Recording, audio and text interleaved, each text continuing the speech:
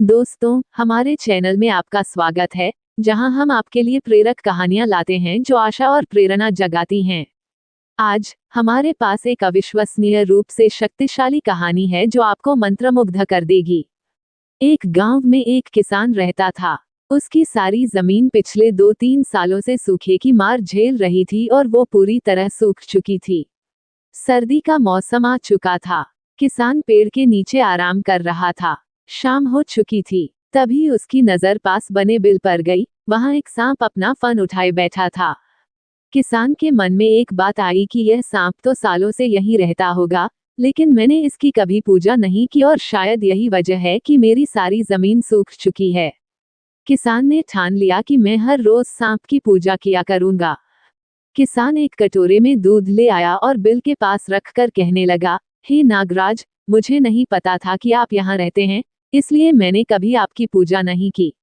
मुझे क्षमा करें, अब से मैं रोज आपकी पूजा करूंगा। किसान सोने चला गया। सुबह देखा तो उस दूध के कटोरे में कुछ चमक रहा था। पास जाकर किसान ने देखा तो वह सोने का सिक्का था। अब तो ये रोज का सिलसिला हो गया था। किसान रोज सांप को दूध पिलाता और उसे सुबह एक सोने का सिक्का मिलता।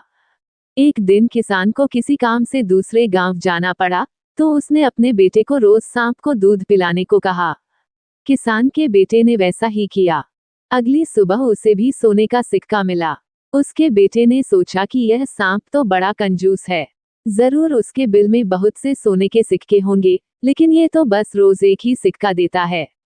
अगर मैं इसको मार दूं, तो मुझे सारा का सारा सोना मिल जाएगा। अगली शाम लड़का जब दूध देने गया, तो उसने सांप को देखते ही उस पर छड़ी से वार किया, जिससे सांप ने विकराल रूप धारण कर लिया और उसे डस लिया। किसान के बेटे की मृत्यु हो गई। जख्मी सांप उसके बाद अपने बिल में चला गया। किसान के रिश्तेदारों ने उसके बेटे का अंतिम संस्कार कर दिया। जब किसान लौटा, तो अपने बेटे की मृत्यु की खबर से बहुत व्यथित हुआ। उसे सांप पर भी बहुत क्रोध आया, लेकिन सांप ने उसे सारी सच्चाई बताई, तो किसान ने कहा, मुझे पता है कि गलती मेरे बेटे की थी, उसकी तरफ से मैं माफी मांगता हूँ।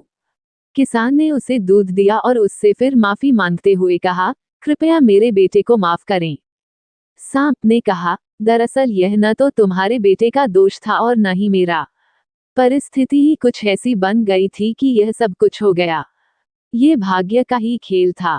भाग्य के आगे हम सब मजबूर हैं।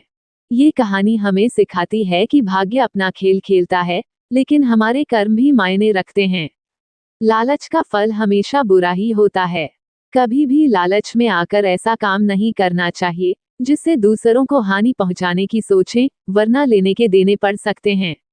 अगर आपको ऐसी ही प्रेरणादायक और प्रेरक कहानियां अच्छी लगती हैं तो हम आपके लिए लेकर आएंगे। बस एक अनुरोध है कि आप हमारे चैनल को लाइक करें और सब्सक्राइब करें।